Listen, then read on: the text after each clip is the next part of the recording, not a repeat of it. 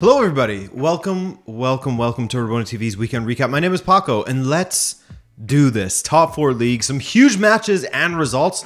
But first, I did an explainer video on how Canada has suddenly gotten to the point of qualifying for the World Cup. What it was like being a football fan in Canada growing up. That was an accidental rhyme, I promise. Especially in more rural areas like I grew up in.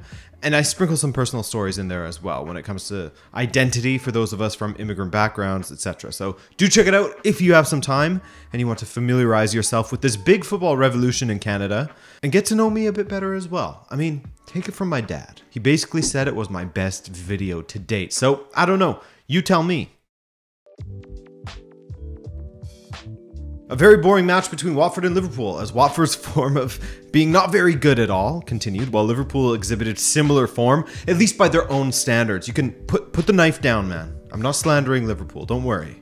I'm not going to slander the team that Benfica faces very soon. That's just asking for disaster. But anyways, Jota's great form for both club and country has continued, as he has had a goal contribution in each of his previous 5 matches. 4 goals and 1 assist, and he won the penalty that Fabinho dispatched for 2-0, and Watford just go to bed at this point. Well, I guess they're not getting sent to bed just yet. Still 8 matches to save themselves, which, who knows, maybe Frank will help them out. Because Frank Lampard became the first manager in Everton history to lose their first 4 away matches, as they fell 2-1 at West Ham. After drawing level in the 53rd minute via Holgate, Jared Bowen converted from a Mikel Antonio rebound to put the Hammers back on top. That's a gut punch, and a double gut punch, 2-fisted gut punch, was Michael Keane getting himself sent off about 7 minutes later. It was a fun second half. Everton have failed to get a result again, and it's looking more and more likely that they will have a very scary end to the season. Games in hand on the clubs around them, but based on form, they're doing terribly and they have tough matches coming. Man City got a routine win over Burnley as Sterling got 2 assists in the first half, a goal apiece for De Bruyne and Gundogan. Manchester United once again had a decent first half and an absolutely horrendous second half, as they were held at home against Leicester City 1-1 there, and it was close to 2-1 loss actually, as Leicester had a goal called off due to a foul on Raphael Varane. But my oh my, are United ever making a habit out of having brutal second halves, aren't they? This team needs to just keep their heads down for the rest of the season, and if they have indeed identified their manager for next season, then no doubt Rangnick will try to familiarize the squad with the future manager's tactics. This is going to be a long project that should have been started years ago, instead of these desperate attempts at short-term success. Buckle down with the new manager and give him 2 to 3 seasons, I know, seasons, and see where you're at. But that won't happen. That's not modern football anymore, unfortunately. Bruno Lage and Wolves got an important win over Aston Villa as they look to secure European football for next season. Gerrard reminded his squad, Aston Villa, of the same following their loss, as all of that investment will come with expectation of at least Conference League, right? Wolves, on the other hand, are breathing down the necks of the teams ahead of them for a potential finish as high as 5th, so long as everything goes right for them. And speaking of everything going right, the feel-good result of the weekend for everyone except Chelsea supporters was Brentford and their big 4-1 win over the Blues at Stamford Bridge. And of course, Christian Eriksen getting yet another goal will have caught everyone's attention, as he has been in spectacular form lately, hasn't he? Not only did he score against Chelsea in Brentford's 4-goal second half blitz, but he played against Serbia for Denmark at Parken Stadium, the very same one he collapsed in, and scored a stunner as well. And prior to that, he scored against the Netherlands. I mean, a game before that, he got an assist against Burnley. It's all happening for him, as it looks like his dream of playing at the World Cup will become a reality. Certainly, at least, he's taking his form out of the conversation, because he's in great form. As for Chelsea, these things happen now and then, and I'm not going to read into it too much. An embarrassing bit of defending in that second 45 minutes, of course, but we've been here before. Remember that 5-2 loss to West Brom last season? Same sort of thing. Spurs absolutely daddied up on Newcastle, smashing them 5-1 with an impressive performance from Son, and the other scorers? Interesting ones for sure. Ben Davies, Matt Doherty, Emerson Royale, and Lucas Moura setting up Bergwijn late in the match for 5. Really impressive display from Spurs to condemn Newcastle to their 3rd consecutive L in the Premier League, just when things were looking so rosy for them.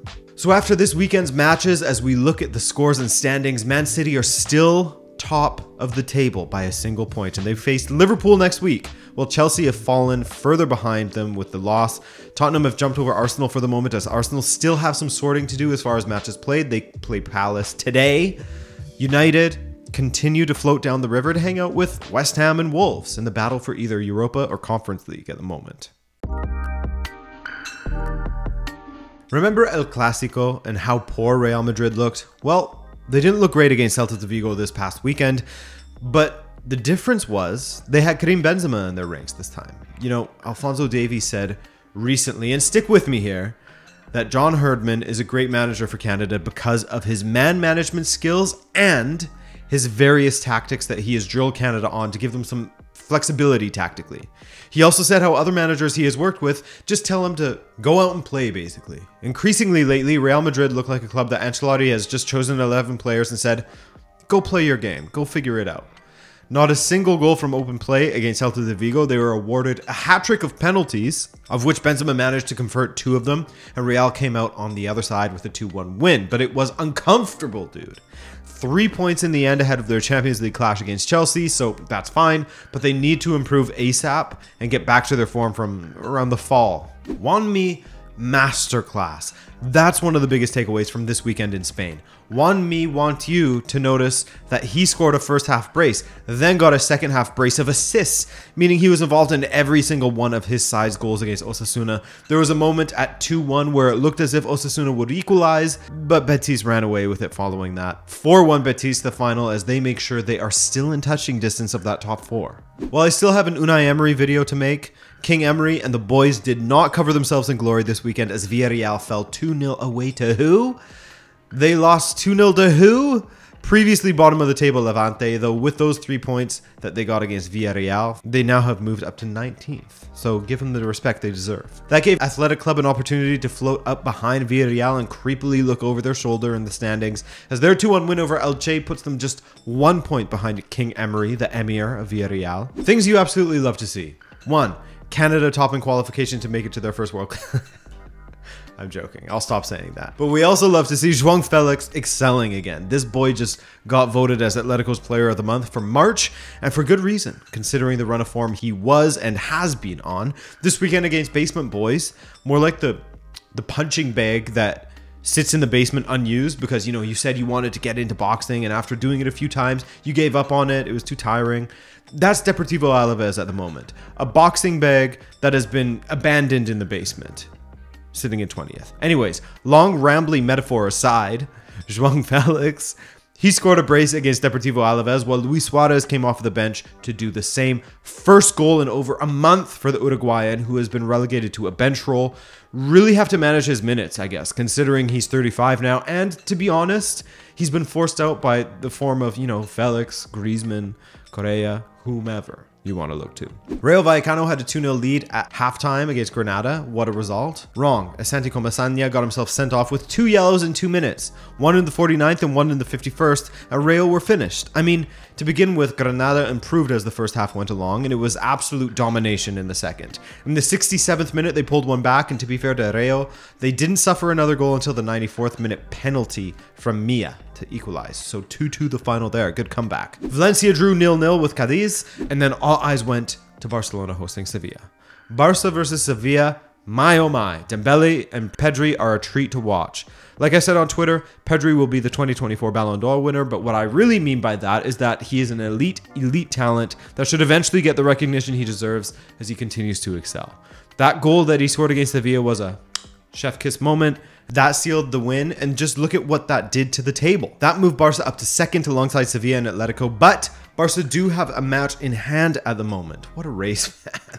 But as things stand, it's still a 12-point lead for Real Madrid until Barcelona get that match in hand, and then we'll have a clearer picture of what the lead actually is. Oh no, Venezia and those pretty kits are continuing to slouch around SERIE if they aren't careful.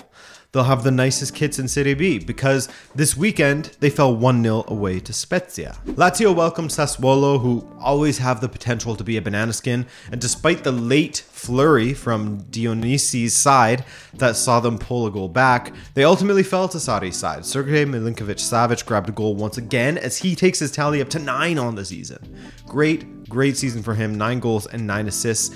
And yet the hype isn't as high as it was compared to a few years ago. This is his best season as far as goal contributions go. Sarri is good with midfielders. I mean, I guess Sergej is also hitting his prime, isn't he? He's about 20, he is 27 years old, I should say. Salernitana, they are heading down. 16 points from 29 matches, 9 adrift of safety while they do have a match in hand, but these guys are done in my opinion. If they go on a run and have a miraculous path to safety, then I will eat crow for sure. I'll feast on crow, happily. But with their loss against Torino this weekend, 1-0, it's looking bad.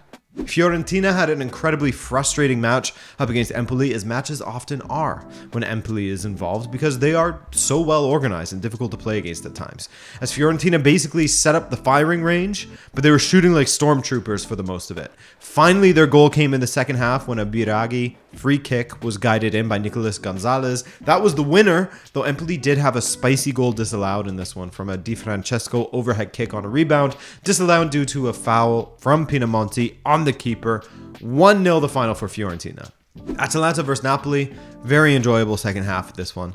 But first off, Insigne had a decent first half, a goal from the penalty spot. I mean, that's mainly where he hoovers up his goals these days, isn't it? But he also grabbed an assist on Politano's incredibly well-taken goal to make it 2-0 before the half. Ball dinked over the top, and Politano hit it as it came over his shoulder and hit it back across the goal. Looked strange in real time, but beautiful in slow motion. Martin de Roon had a free header in the second half to make this match anxiety-inducing for Napoli supporters. What's happening with the title race? Oh no. That saved the Bogaforce out of Ospina.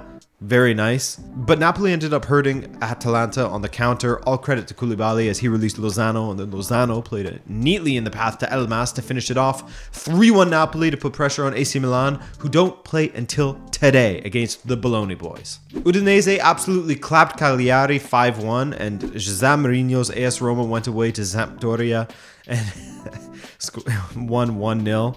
Sorry, I don't know why saying Sampdoria made me laugh. But yeah, AS Roma won 1-0 away to Sampdoria with a goal from Henrik Mkhitaryan with the finish from a rebound, and that goal was enough for Roma. Abraham had an opportunity from a loose pass back to Sampdoria's keeper Ordero.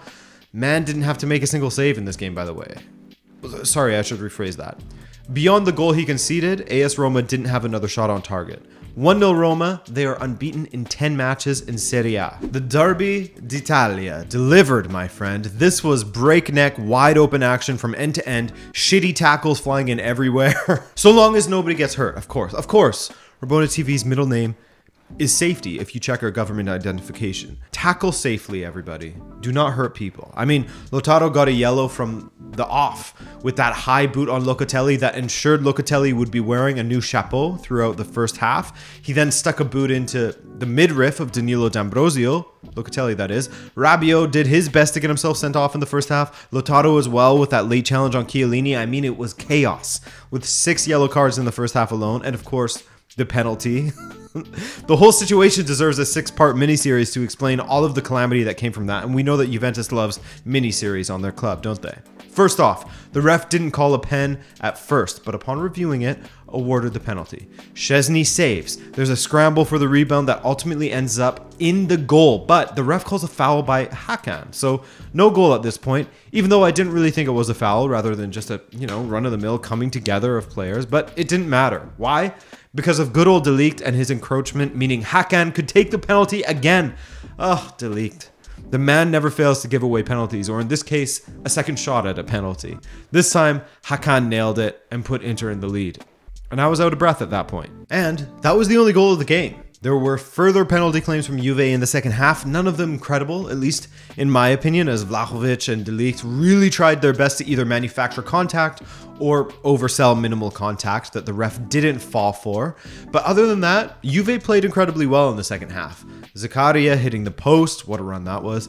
They were all over Inter, and that Inter back line had to defend absolutely heroically to hang on to the full 3 points. 1-0 Inter in the Derby d'Italia, and they remain in the running for the Scudetto, level on points with AC Milan, while Napoli sit atop the table at the moment. Everyone gets a turn at the top, you know, just keep rotating. Borussia Dortmund got thrashed in their own home. Okay, 4-1 is borderline for the term thrashing. I get that, but to lose 4-1 in front of your own supporters, especially against a team that sacked their manager mid-season, brought in Tedesco, who used to manage your rival Schalke, while you hang on to Marco Rose, who just doesn't seem to be working, really. I mean, that's tough. That's very tough.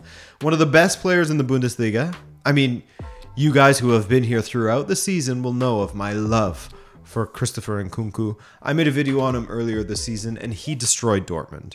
2 assists and a goal, while Konrad Laimer had 2 goals and an assist. They were the demolition duo. It was 3-0 just 1 hour into it. Malen pulled one back late, only for Nkunku to set up Olmo for 4-1. Oh, that's tough. Union Berlin beat Köln thanks to another goal from who else but Taiwo Awoniyi, moving like Taiwo Iwagolski. Am I right, Thomas Muller? You know, the Nigerian striker is now on 12 goals, which makes up just over a third of Union's goals. They are the 1-0 gang. Why score so many goals when you just need one to win if you can defend relatively well? It's like in The Office. What does Kevin say? Why waste time, say lot word when few word do trick? Why score many goal when few goal do trick? That's basically Union's motto these days. Hoffenheim tripped and fell on their own faces again this weekend. They were looking kind of hot for a while, but with losses to Hertha Berlin, unforgivable, and then the loss at home against Bochum, not unforgivable as Bochum are tricky boys, but not a good look for a side like Hoffenheim who have top 4 aspirations and are there or thereabouts. Moussa Diaby didn't score this weekend for Leverkusen, but he grabbed 2 assists in 6 minutes up against Hertha in Leverkusen's 2-1 win. Contributions check. Moussa Diaby is on 12 goals and 9 assists from 26 appearances, which is pretty damn good if you ask me. Bayern versus Freiburg. Win for Bayern, but the story from this one was, you know, everyone freaking out about how Bayern had 12 players on the pitch for about 17 seconds. That's a major whoopsie, but anyone who says that they should forfeit the match because of it, just look to the rule book, my friend. The referee cards the additional man and they get off the pitch and we continue on. I don't know what caused the confusion exactly, something to do with the 4th official getting Coman's number incorrect or something like that. But I think an issue would have arisen if Bayern had gone on to score a goal with 12 men or something. But I mean, I don't know what would have happened then, to be honest with you. Ricardo Pepi is still looking for his first goal and assist since joining Augsburg. Strange decision, to be honest, but anyway, he at least started against Wolfsburg this weekend, and while he wasn't very good, he wasn't dreadful either. While Augsburg were fantastic. They beat Wolfsburg 3-0, and as we look at the scores and standings, you can see that they needed that, as they sit just 3 points above the relegation playoff at the bottom of the table. At the top here, with Dortmund losing again, Bayern have a 9-point lead again, as Dortmund are now closer to 3rd than they are to 1st. And this video is far closer to finishing than it is to beginning, because it's over now. Hey, thank you for hanging with me. I appreciate that greatly. We have the Champions League this week. That means watch-alongs. That means videos. That means more Paco and Adrian. All right? And Monica, by the way. Please say hello to Monica. Do it now. Thank you. All right, guys. That's it from me. My name is Paco. I love you. Ciao.